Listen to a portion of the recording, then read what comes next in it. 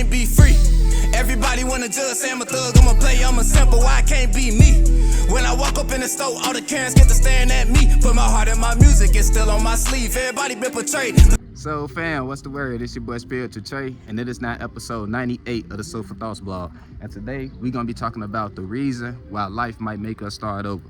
Before we dive into it, don't forget to like, subscribe, and share if y'all wanna see y'all boy in the algorithm. Let's get into it. Now, first things first, this video is specifically for people who might be in a depressive slump because life seems to just be breaking down no matter where you look. Like, it seems like you're putting your all into life and you just not getting the response from it and the way you want to. Like, you trying your best, but it seems like everything is breaking down the more you try. Or you might be in a situation to where everything already did break down and now you starting back from square one. Like, you might have made it to a certain position in life and so much shit happened that was out of your control that it knocked you back to square one. Or you probably made decisions that knocked you back to square one. Whatever the case might be, this is for you guys, right?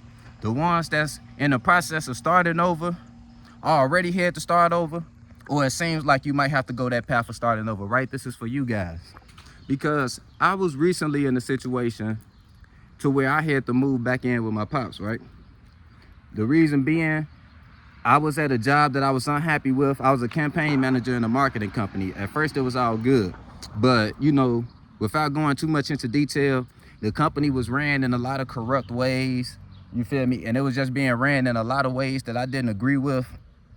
So I wanted to move on, right? I became very unhappy with the job. Not to mention, I just didn't like what the job entailed. I just wasn't happy there, right? Even though a lot of growth was coming from working at the job. But that's another video for another day. So I was unhappy at the job and wanted to move on, right? And a friend of mine was working in the medical field. He was trying to get, he basically did get me into, you know, a position to where I would be a residential aide.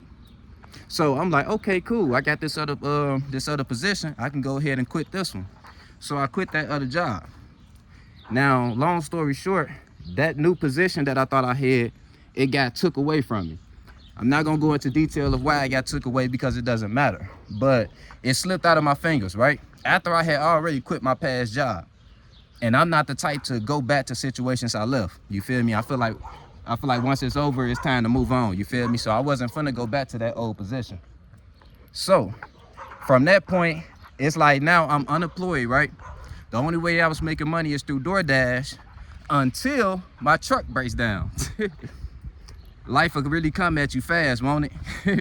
You feel me? So now my truck is broke down. I don't have a job or no means to really make any money. I'm in a bad situation, right? Not to mention, Indeed was so fucking dry at this time. I don't know if it's still like this, but it was so fucking hard to find a job. Like, usually it's easy for me too, so I was so shocked. But I had got a couple interviews, but it just seemed like nobody wanted to hire me, right? And it wasn't really a lot of opportunities to apply for anyway. Like, the economy kind of fucked up right now, man, in terms of a job availability. But yeah, anyway, so I ended up getting 2 months behind in rent. I was getting close to eviction. Thankfully, I got a father in my life that cares about me. He came through, he paid the 2 months I owed, but I was still in the situation of not making money. And the 3rd month of rent was about to be due. So instead of allowing me to just continue putting myself in a hole that he had to dig me out of, he negotiated with my landlord and he actually worked out him moving into my apartment complex if they let me out of my lease. And then basically I moved in with him. You feel me? Because he was living in Mississippi, but he had already been planning to come to Chicago. My situation basically sped up that process. So him and his wife brought an apartment, a 2-bedroom apartment, and me and my girlfriend moved in with them. My pregnant girlfriend at the time, by the way. So imagine, and by the way, big ass shout out to my pops, because that was some real father, some real man shit to do. Sharing such a small space with your son just so he won't be, you know, be homeless. You feel me? That was some real nigga shit. You feel me? And that's why my pops is my best friend. But moving along. So, of course, the situation was a little frustrating, right? I'm living in a cramped space. You know, my girl, she wasn't, thankfully she's so understanding. She was never a problem, but I could tell she wasn't that comfortable either, right? So this was like a man's worst nightmare. You got your pregnant girlfriend and you living with your father and his wife, and y'all all just cramped up in a 2-bedroom ass apartment. It became very frustrating, right? And depressing. At one point I had gotten into extreme darkness. Like, I started only posting videos once a month at one point, right? I know y'all remember that. I had got real inconsistent, and that's because my mind wasn't in a healthy place. I had lost my spark of life, and to be honest, I had lost my spark before that situation, because me losing that job and having all the financial troubles was just like a feather that broke the camel's back, to be honest, you guys, because I had been through a lot over that past, you know, year or two of change. Because I had, you know, lost a little girl I was raising. I lost a whole group of friends. Oh yeah, by the way, the little girl, she's still around. You know, she got took from me, from her mama. I gotta make sure I'm wording that right. The little girl got took away from me. My friend died, my cousin died. You know, a lot of stuff happened that I explained on my video of why I should be a life coach, that I was still, you know, healing from. And then when you add the financial troubles and me having to move in with my father and all that, it was just a lot to take, right? So I feel like the reason why life even put me in that situation was because of the fact that I let life allow me to lose my spark. I mean, I let life take my spark from me. You feel me? I let the stresses of having a job I wasn't happy at cause me to go into a darkness to where I wasn't expressing any of my creative energies. Like, I didn't go to the studio for 3 years. You feel me? A whole 3 years I didn't go to the studio, and I'm a rapper. I really am passionate about it too. But it's like I just lost the whole will to do this shit. It's like I lost hope in it. Along with all my other creative energies, right? I wasn't expressing none of them. So the moral of the story is, I feel like no matter what situation we going through, whenever we allow life to snatch our spark away, spirit will manifest situations that forces us to regain that spark. And in my situation, it was a situation of me having to find an outlet, because I was trapped in a space of frustration, right?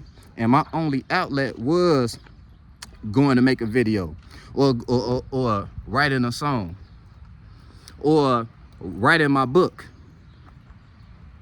You feel me? Because I'm an author too, guys. You feel me? So getting into my creative energies became an outlet, and through that, I regained my spark, because I became, like I say, it was an outlet for me. It was almost like it became a drug that I was coping with life with. My creative spark became a drug that I was using to cope with life.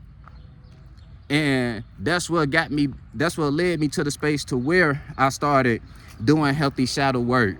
You know, actually started saving money and preparing for this time, to where now we don't live with my pops. Me and my girl are back on our own, and we doing good. You feel me? Everything is looking up now, and I feel like I'm in a much better space. You feel me? A much more healthier space in life. And if it wasn't for that situation with my pops, I probably would have stayed in that darkness. You feel me? I probably would have been lost. I probably would have stayed lost. You feel me? So I hope this story motivates you guys. But if you're in a situation to where life has a lot of uncontrollable shit has put you in a certain position, maybe that's just spirit trying to make you slow down and realize what's important again. You feel me? Or if you've made decisions that's put you in a certain position in life, like if you hit a child before you were really ready or anything like that, that might just be a circumstance of you having to look at it from a different angle. You might be too attached to how things used to be before the child was here. Now that you have your blessing, because especially if you wanted the child, now that you have your blessing, you have to figure out how to mingle that blessing with the rest of your life. You feel me? You have to readjust, replan, re-strategize, and build up a life that's in harmony with your life as a mother or a father. And then it wouldn't be such a burden, right? You will have more acceptance over the situation, even if it's a situation you didn't necessarily want. You feel me? Or having a kid, 9 times out of 10, if you had a kid that didn't want one anyway, that was something your spirit was doing to make you sit down and have some, like, give you a spark. You probably didn't have that spark before that kid was here. Probably had lost all passion for life. But yeah, I'm not gonna drag the video, family. Hopefully my story motivates you guys, you know, and if you are in that type of situation, hopefully it inspires you to find your creative outlet, find your spark that can help you get away from your current circumstance. But yeah, that's it, family. I ain't gonna drag the video out. It's your boy Spiritual Trey signing out. Remember, you are not your mind. You are the spirit that's forming and creating your mind. So take your time, form and create your mind. It's your boy Spiritual Trey. Love you, family. On the beat, start preaching. Feel no evil, see no evil, but peep it. I don't aim for the stars, I want leeches. And the snake spawn, I'ma kill the whole species. Rest in peace to all the peaceful preaching. The youngest wildin', but they say they evil, that's kinda reaching. Who really controlling the way you thinking? Find the truth.